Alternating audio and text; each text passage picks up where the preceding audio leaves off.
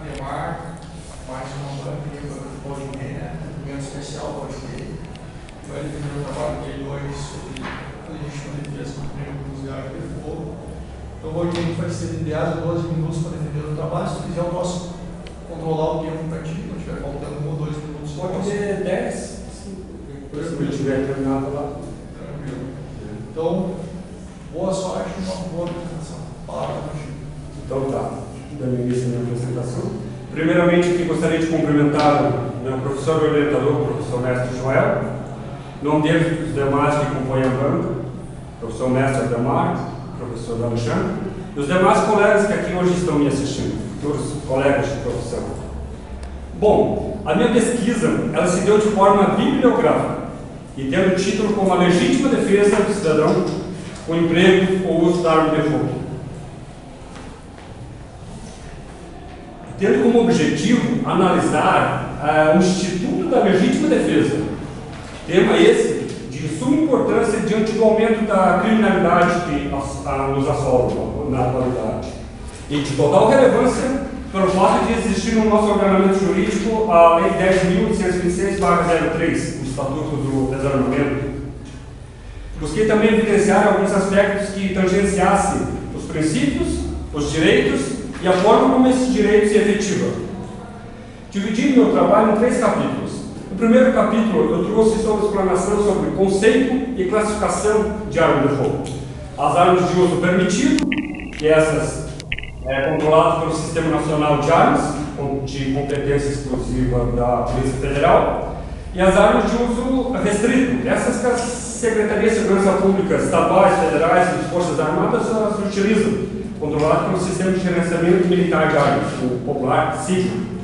Trouxe ainda sobre as excludentes de ilicitudes, as suas espécies, bem como a punibilidade se acaso em excesso cometerem.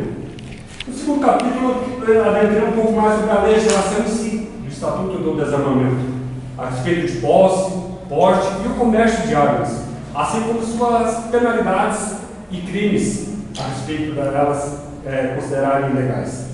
Trouxe ainda o referendo e este dispositivo inserido na nossa Constituição, no artigo 14, inciso 2, onde a população brasileira foi chamada para decidirem, se manifestarem sobre a total proibição de venda de comércio de armas de fogo no Brasil, em outubro de 2005, onde quase 64% dessa população disseram não aceitava a total proibição de venda de comércio de armas de fogo no Brasil.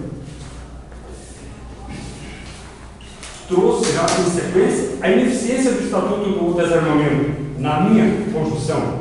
Hoje ela é ineficiente, na minha concepção, por 2 principais motivos. Primeiro, porque ela desarmou o cidadão, desarmou o civil, mas não conseguiu desarmar os criminosos. E o segundo motivo, porque até pelo espaço geográfico que o Brasil tem, o vasto espaço geográfico e fronteiras que o Brasil tem, entram muitas armas ilegais, o tráfico internacional de armas. E o Estado não consegue coibir totalmente a entrada de armas ilegais. Haja visto que o Estatuto do Desarmamento ele dificultou o acesso à compra do armamento. E diante dessa ineficiência, um projeto de lei do deputado catarinense, esse do deputado Peninha, deputado federal, ele entrou com um projeto 3722 de 2012 que visa a revogação do atual Estatuto e visa desburocratizar a compra do armamento para facilitar a vida. Esse novo projeto ele tem o nome de Estatuto de Controle de Armas de Fogo. Ele traz muitas alterações, né? Elencadas aí no meu trabalho. Trouxe ainda os dados de controle de armas de fogo em outros países. A exemplo do Reino Unido, o Japão, que tem uma legislação um tanto quanto ou mais rigorosa do que a nossa aqui no Brasil. Mas os índices de criminalidades também são grandes, né? E contrapondo, trouxe os Estados Unidos. Os Estados Unidos, eles permitem a venda da arma de fogo à sua população. Eles têm a maior posse per capita do planeta de arma de fogo. São mais de 270 milhões de armas registradas na população, da população civil dos Estados Unidos. E tem como benefício o baixo índice de homicídios causados por arma de fogo. Elencado ainda no meu trabalho, tem a pesquisa de Harvard, publicada agora em abril de 2015, se não falo de memória, 4 de abril, com o título de Direito de Posse de Arma reduz a criminalidade. Então, senhores, em termos gerais, as armas elas são consideradas 80 vezes mais para inibir o crime do que propriamente para tirar a vida. E, como tese principal problemática do meu trabalho, eu trouxe algo que fere um princípio da legítima defesa. Porque hoje, no Brasil, o porte de armas, o senhor sabe, é proibido, salvo raríssimos casos, mas a regra geral é proibida. Para um cidadão comum tentar comprar uma arma de fogo, não é mais um direito, não é um ato vinculado, é um ato discricionário, unilateral, é uma concessão. Os senhores podem averiguar que no site da Polícia Federal encontra-se elencado o rol de documentos necessários para se poder adquirir uma arma de fogo. E entre eles está lá a declaração, lembra pessoal, senhores? Declaração de sua efetiva necessidade, expondo fatos e circunstâncias que o justifiquem o pedido. Fica muito mais fácil eles não definir, porque se eles pedissem uma comprovação de que você precisa de uma arma de fogo, era diferente. Não, simplesmente quer uma declaração de forma escrita. Logicamente, eles vão definir. E o segundo motivo, a finalidade jurídica. Hoje em dia, não tem uma finalidade jurídica para o cidadão comprar uma arma com um fim específico de defender-se. Porque é ilegal, não existe. A única finalidade jurídica, elencada no site da Polícia Federal, é para a prática esportiva. Agora, se eventualmente um cidadão, porventura, precisar de uma arma de fogo para se defender, e se assim comprovado, caberá um excludente de criminalidade, sem sombra de dúvida alguma. O que não pode, o que não deve, utilizar a arma de fogo como meio de defesa. Tá? Porque não há uma segurança jurídica. E por fim, qual seria então uma solução para o problema do desarmamento? Seria liberar o posse de arma para todo cidadão brasileiro? Eu, particularmente, ainda não penso dessa forma. O que eu defendo aqui é o direito de escolha. O direito de escolha que o cidadão tem de optar se ele deseja adquirir uma arma de fogo para sua necessidade, para legítima defesa, se assim porventura precisar. Não, porque afinal de contas nós vivemos num Estado democrático de direito, uma democracia. E uma democracia, ela não pode ser vista como um fim, ela tem que ser vista como um meio para você dirimir dúvidas, chegar a resultados, resolver, solucionar conflitos. E não o Estado vir, através dessa lei, impor ao cidadão. Porque hoje, o Estado vem e diz assim para você: ei, você sabe o que é bom para você? Eu sei. Então, ele foge do parâmetro da democracia. Hoje, eu vi uma reportagem, hoje nós somos vítimas hoje da lei e reféns da criminalidade, diante do atual estatuto do desarmamento. Assim eu encerro a minha apresentação. Obrigado, Valdinei. Passo a palavra aos professores, professor Alexandre. Eu gostaria de cumprimentar o professor Joel, o professor Ademar, o nosso colega, aí, o nosso aluno, Valdinei, os demais presentes. Primeiramente, gostaria de parabenizá-lo pela apresentação. Demonstrou bastante estudo, né?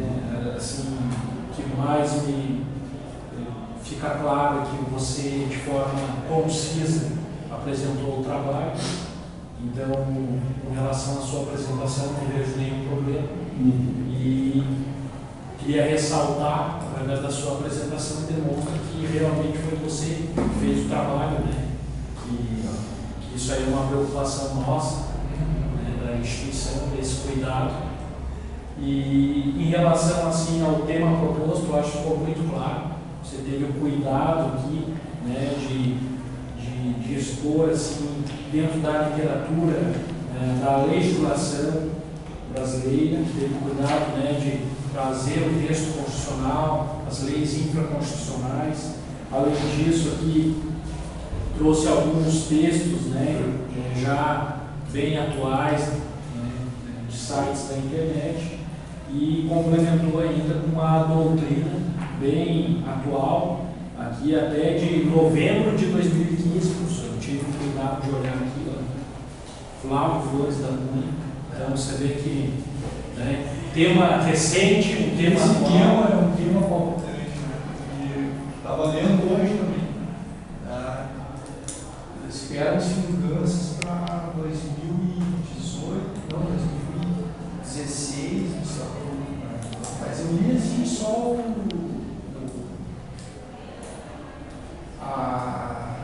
o enunciado da matéria, eu cheguei a clicar na matéria, né? Mas o pessoal quer a área agora dando cada vez mais força, aquela questão do desarme o ladrão e não o cidadão, né? Aquele verbete que se colocava nos para-choques dos carros e tal, que é uma vergonha, né? Com todo respeito, né? Mas, cara, vivendo num mundo aí desamparado aí pelo Estado, né? Então, está ganhando cada vez mais força, isso é cada vez mais debatido, então encontrar fontes recentes não é uma coisa tão...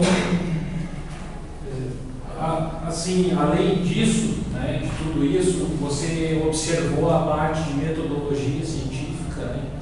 Então, assim... Na realidade, são dois, só se verifica que são dois de novembro, dois diferentes.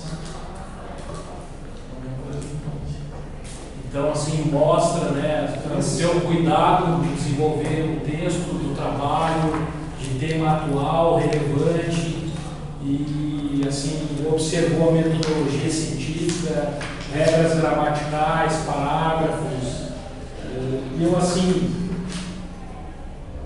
alguns pontos só de citações que eu acredito que poderia, né, aprimorar o teu trabalho quando você cita algumas informações, né, do estatuto, em relação aos artigos, né, na página 27 seguintes lá você poderia colocar o estatuto do desarmamento ou a lei, você só cita os artigos, entendeu? Mesmo que se repete, eu acho que seria interessante, tá? E com relação à citação também da jurisprudência, ter um cuidado na referência, que ela, né, teria aí só uma correçãozinha. E, assim, só queria enaltecer teu trabalho, te dar os parabéns pelo trabalho. Eu acho que, assim, preencher os requisitos, né, tanto a apresentação como o trabalho apresentado, e que não fique por aqui, que numa especialização, num mestrado, você aprofunde esse tema. Eu acho que você vai ter sucesso aí no teu dia a dia. Obrigado, professora, por essas considerações. Professora Ademar. Então, meus cumprimentos aos colegas da banca, professor Alexandre, professor Joel, aos demais presentes e, em especial, ao Valdinei, que defendeu o tema de suma importância. É um tema tão atual que o Congresso tem proposta lá para alteração desse trabalho, e traz estatística aqui mostrando que o que se pregava, que era a redução dos homicídios por arma de fogo, não aconteceu, pelo contrário, aumentou. Então a solução não veio como era previsto. Aliás, acho que isso era uma desculpa para poder reduzir. O objetivo era outro, não era reduzir o homicídio. Boa apresentação, demonstrou segurança, domínio do assunto. Trouxe também direito comparado, trouxe referência de outros países, né, como se trata desse mesmo tema comparado com aqui, e isso deixa claro que se está caminhando no caminho certo, se nós estamos no caminho certo ou errado. Isso demonstra, quer dizer, por que tanta diferença num país também democrático como é os Estados Unidos, e se lá há uma preocupação em armar a sociedade aqui e desarmar. Por que essa discrepância tão grande? Quer dizer, isso é umas coisas que se levam a pensar. A referência atual, né, trouxe mais moderno. Então, sobre isso eu não tenho. Eu tenho uma sugestãozinha aqui quando eu olhei para esse termo, custei entender. Depois que eu li, que eu fui entender. Porque esse legítima defesa, eu pensei que tu ia falar do Estatuto da Legítima Defesa, lá do Código Penal, e ia desenvolver isso. E com arma de fogo, custei entender. Lendo, eu entendi. Mas eu acho que esse título geral aqui, dei 4 sugestões aqui, é uma sugestão, deixa eu bem claro. Porque o que